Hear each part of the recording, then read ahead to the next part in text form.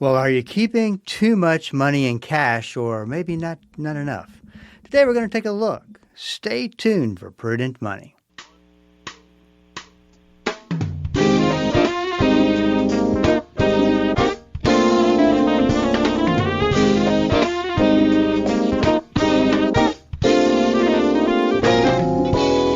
Good afternoon. This is Bob Brooks, and you are listening to the Prudent Money Radio Show. Thanks so much for joining me today. You know I do appreciate it. Well, there is a debate amongst people in the advice business, which is financial advisors or maybe money managers, about how much money is enough money to be keeping in cash. And they're saying it needs to be all put in the market and get invested for the long term. And there is what they call a $3 trillion problem when it comes to money that's just sitting in cash. We're going to take a little bit of a different look at that and answer the question as what's the purpose for that money sitting in cash? Because the purpose that might make you think that, hey, this is a good place for this money right now. So listen, just like always, if you have any questions, you can go to prudentmoney.com and send it in. That's at the top of the webpage. There's a link. Just click through. I'll get you taken care of. That's all at the website, www.prudentmoney.com. So what are the right questions to be asking about cash? And when I talk about cash, sometimes that throws people off. When I talk about cash, that means money that's in your bank account, money that is in your savings account, money that's in your money market account. Money markets that could be in your retirement accounts. They're not invested and they're just sitting in cash. That's what I'm talking about at cash. And that's where advisors have a big problem with most people about keeping a lot of money in cash because it's, from their words, it's not making anything real substantial anyway. It's making a little bit. And it's just kind of wasting away, sitting in cash, not growing, not doing anything. I think that there's maybe this could be looked at a little bit different, a whole lot differently, actually. And the right questions that you should be asking about cash is that cash there as to give you an emergency fund. The thing that you got to remember, you can go through all these years and compile all this money for retirement and invest it and do other things that you do with it. But you got to remember, emergency problems and costs and finances that bills that come out of nowhere don't retire because you decided to retire at retirement. They're still around. You still got to plan for them. So you still have to put money back. And I take an approach where you specifically plan for each part of your cash account and what parts those make up as far as that deal with emergencies. Could be you want to make sure that all your health care deductibles are covered if something were to happen, that money's in your emergency account. Could be to make sure that if the car breaks down, that you have the money to pay for that. If the AC system in your house goes down, that you've got money for that. Whatever is the most important to you. Also, to replace income in a bad market. We'll talk about that here in just a second. But I think what's important is that you can say, I've got $50,000 sitting in cash, and this is what it's there for. This is why it's sitting there. This is the purpose that this money plays in my long-term financial life. And ideally, you want to take the cash and move it to its own separate account. At least I think it makes most sense that way, not mix it up with the money that you're putting back for investments. In this article that is entitled, Wealth Management Has a $3 trillion Problem. Investors are keeping too much cash. Well, let's define what is too much cash. You can't define what it is because you have to break it down per individual and why they think that you need to keep cash. What gives them the peace of mind that they have covered if something happens. That's what it's all about. So I don't think that the financial services business has a $3 trillion problem. I think sitting in cash. I think that the financial advisor community has a problem that they're not asking the right questions to make sure that their clients have put back and are saving the right type of money for whatever they feel they need that cash account for. It's totally two different ways to look at it, I understand. But I think that it's so very important. You have a purpose. Beyond that purpose, you probably need to do something else with it. But you know that these particular things are covered. And I think that that is what's very, very important. Also, one of the things that I want to add to this before we keep going is that so many people that I come across and talk to about their investments, about retirement, all those good things we talk about, is that they have no idea how much they're making on the accounts that hold cash. Now, that could be, of course, a savings account at a bank. That could be a checking account where you have way too much money sitting in cash. And there's reasons that people do that. But I think it's important to make sure that you keep that money sitting in a bank account to as minimal as possible. You definitely want to have a cushion in there, and that cushion is what makes you feel good and feel secure and makes the most sense from a stewardship standpoint. The challenge, though, once again, is interest rates on these money market accounts that you found at places like a Fidelity or a Charles Schwab, a Vanguard, that type of a company, were paying close to 5%, and they were in savings accounts that were paying below 1%. Big, big difference, right? And so always make sure that you're getting the going rate. And the other thing, too, is that make sure that you're getting the going rate at your bank. If you're getting a CD, make sure that you really understand what percentage they're giving you based on what assumptions are being made. Because a lot of times, some of those assumptions can be kind of what we'll call them kind of smoke and mirrors. So you think they're one thing and they're really another. Just make sure you're getting the going rate on these money markets, on these savings accounts, because yes, it would be definitely worth moving and consolidating some accounts. One of the things I have found that people like to do is they like to have accounts, maybe 4, 5, 6. I've seen as many as 15 accounts sitting around in different pockets of banks. And at some point, it makes the most sense to consolidate that into one type of a savings account or money market that's giving you the best yield. Keep in mind that banks, along with mutual fund companies, brokerage companies, they have limits that they will insure to. So you want to make sure that you're taking the appropriate risk and that you're getting the appropriate coverage and that kind of thing. So I wanted to take a second and throw that in there before I forgot it, because I think it's so very important. Even still today, check what the savings accounts are paying you, and then make sure you're getting paid the right account. I think it comes down to people they went through such a long time period of extremely low interest rates. And I'm talking when I'm talking low interest rates, I'm talking about 0.5%. You remember those days, and so they just don't even bother to check. But it could be a very, very big mistake not checking. Very over time, a very expensive. And what you're looking for on these money markets is what's called the 7-day yield, and that gives you an idea of what the 12-month interest rate or growth would be if it kept up that 7-day yield. Hope that makes sense. This is Bob Brooks, and you are listening to the Prudent Money Radio Show. Thanks so much for joining me today. I do appreciate it. If you got a question for me, please go to the website at www.prudentmoney.com. Send it in, and I will get you taken care of. That's all at the website, www.prudentmoney.com. This article that I was referring to about the $3 trillion for this in cash talks about this airline pilot who, if you looked at his total retirement portfolio, 85% of it was in stocks and 15% was in cash. And it's been this way for a number of years. And he's had advisor after advisor after advisor tell him that he's making a big mistake. He's missing out on all this growth. He should have that money invested. But he has a strategy built into his plan, and he's willing to forego money, additional growth on that cash.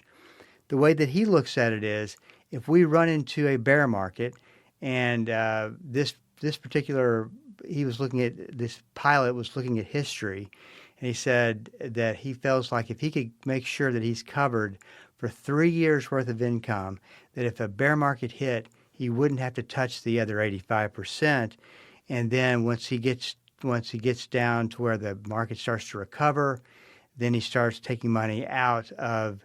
You still want to be careful doing that because you don't want to end up taking money out of a market that's declining and going down, which is what a bear market is. And he was looking at replenishing and starting to take money out of his investments. Of course, there's a real balancing act to do that.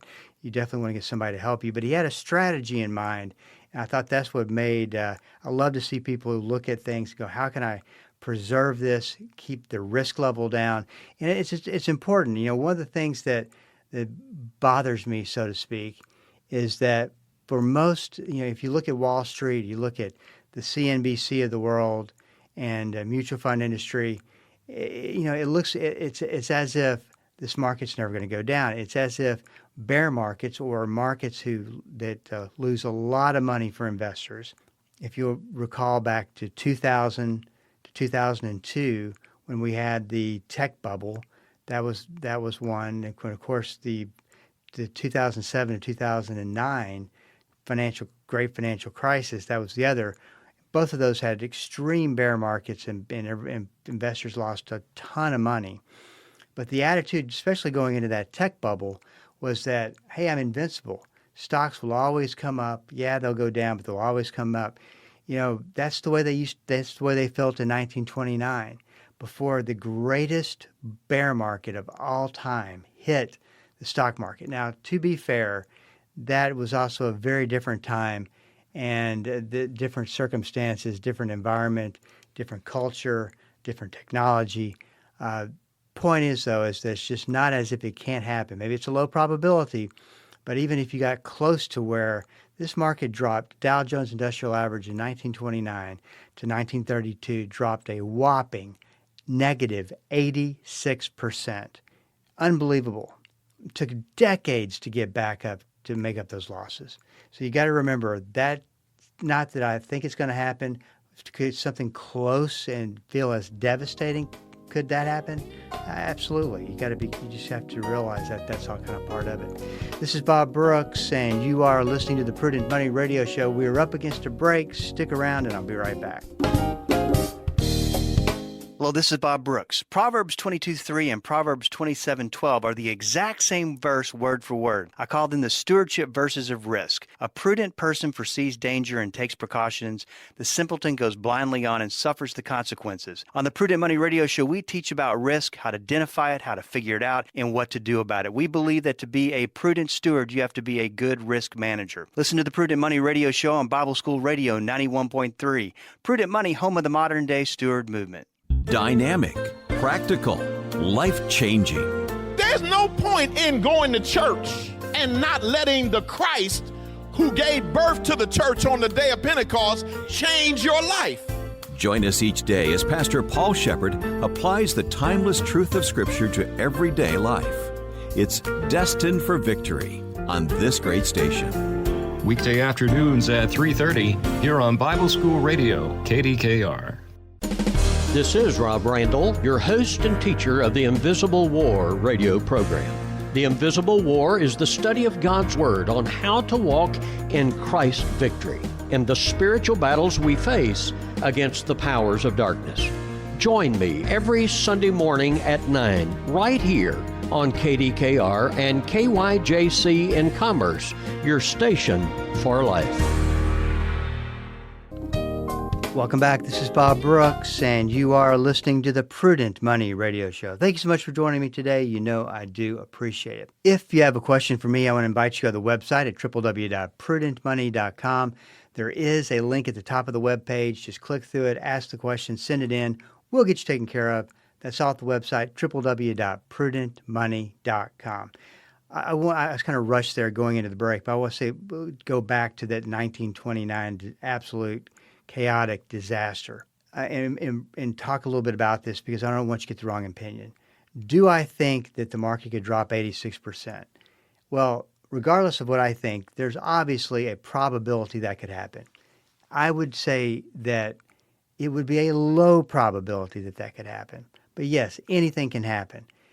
However, could we drop 65, 70% and feel as as devastating. It would be just about as devastating a blow. Absolutely. The probability raises on that type of situation, goes higher. So my point is, it's not about forecasting the market and sitting there waiting for the hurricane to come and go. It's about being prepared. Know what you're going to do. Study some of the things we're talking about and have a game plan in mind. That's what I think is very important. And not to get too caught up in what the data is saying and what could be happening, what's going to happen, because you'll miss that. And I've been I've been in this situation before. You put yourself into a position where you miss out on a relatively good time to be in the market versus playing defense. So just keep that in mind. So as a wrap of this first part of the program, that I want to make sure we're all on the same page. Having cash, I think, is a good thing. Knowing why you have that cash, the amount of cash, and what its purpose is an even more important aspect of it. And finally, making sure that you're getting the best rate or close to the best rate you can possibly get on your cash accounts. And when I say cash accounts, once again, I mean money markets, I mean savings accounts, bank accounts.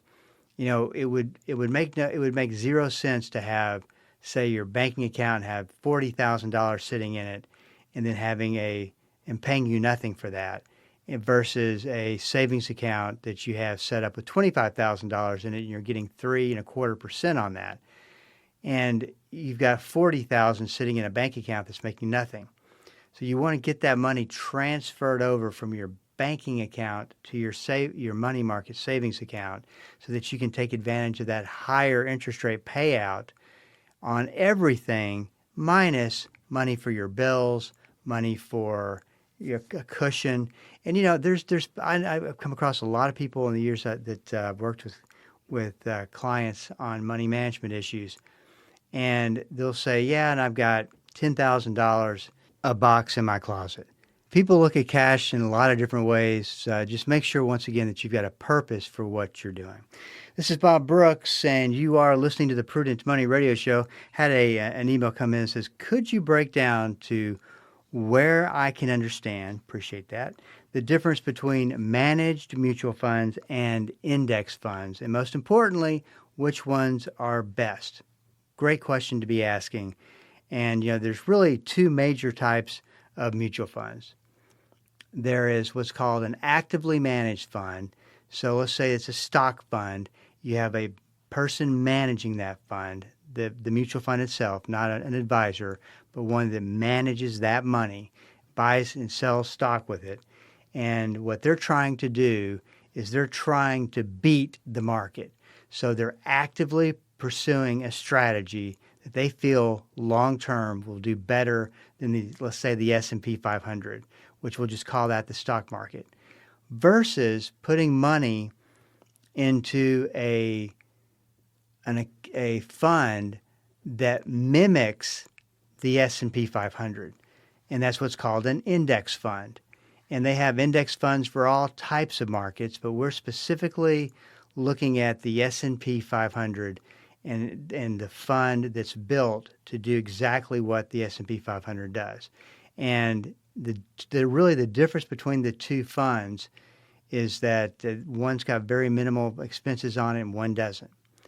And so if the S&P 500 goes up, the stock market goes up 10%, the S&P 500 index fund should do exactly what or close to what the S&P 500 is doing. Now keep in mind, like everything, this is one of those deals where could that change tomorrow? Something could happen. Something could blow up. Who knows? But that, in theory, is what has happened and has happened for decades in these index funds.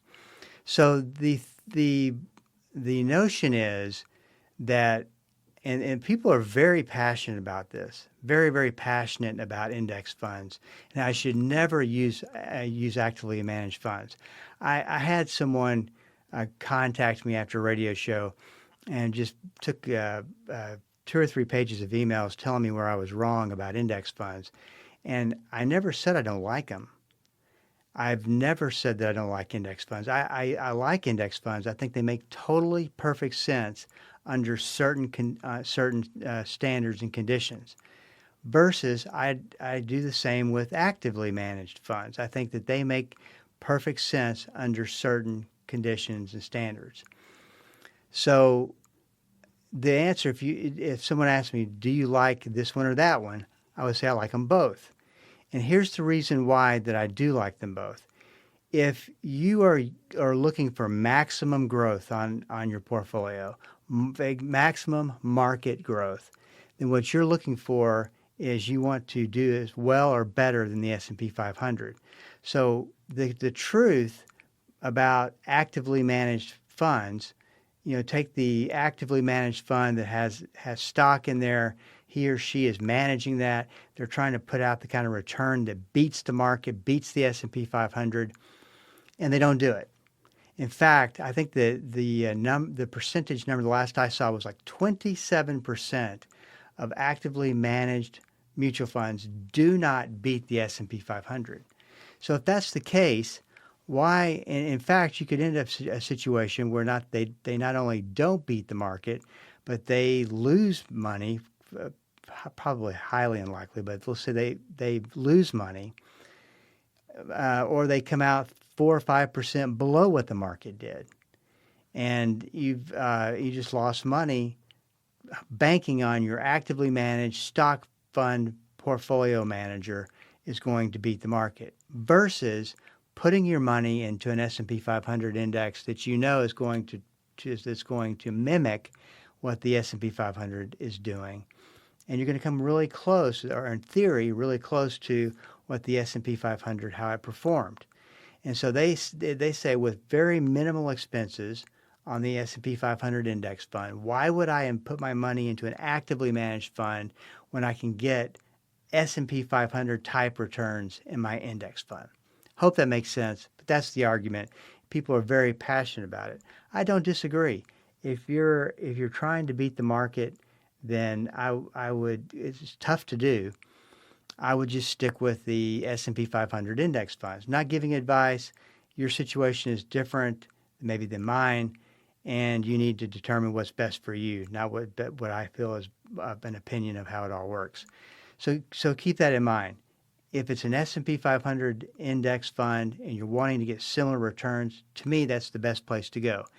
However, if you are wanting to invest money with more of risk in mind, with more of a situation where you're trying to protect your assets, your retirement assets, then it would make sense to use a mutual fund manager who shares in those beliefs, who shares in that passion to not only grow money but to protect money.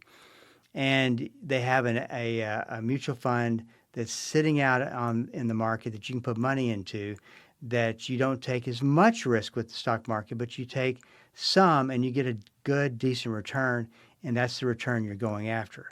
So in that case, I'm going to put every time I'm going to bet on the actively managed fund versus the S&P 500 because it does what the market does. That's the way it's wired to do that. So you get a much bigger risk level. To sum it up, if you look at the two, to me, an actively managed fund that has the ability to manage for that risk and have a low risk rating that's lower than most of your other mutual funds who are trying to beat the market, that makes sense to use that actively managed money, that mutual fund. If you're wanting to go for the top returns of the market, emulate the market, then an index fund totally does make sense. And so I don't think that there is a risk situation where you're making the wrong decision because you're not getting what an S&P 500 index fund's getting. I mean, remember, they're taking a whole lot more risk than you're willing to take. And that does make a big difference. Now, if you're wanting to beat the market, that's a totally different conversation. That's where you would add in higher risk technology stock funds, maybe international funds, whatever can give you that extra lift, and that could make a difference. I probably see more people who are looking at this realistically and saying, I would love to beat the market, but at the same time, I don't want the market to beat me on the way down. And they're very sensitive to that. So you gotta look to see, once again, what's the purpose of what you're doing, why you're doing it, and where it makes sense, all in a basis of stewardship. Hey, this is Bob Brooks. If you got a question for me, please go to the website at www.prudentmoney.com, because we are all out of time. Till we do meet again next time, keep the faith and have a great rest of the day. That's all the time we have for today. Questions or comments for Bob, or to find out more great information like what you've just heard, visit www.prudentmoney.com. Be sure to join Bob Brooks again for the next edition of Prudent Money.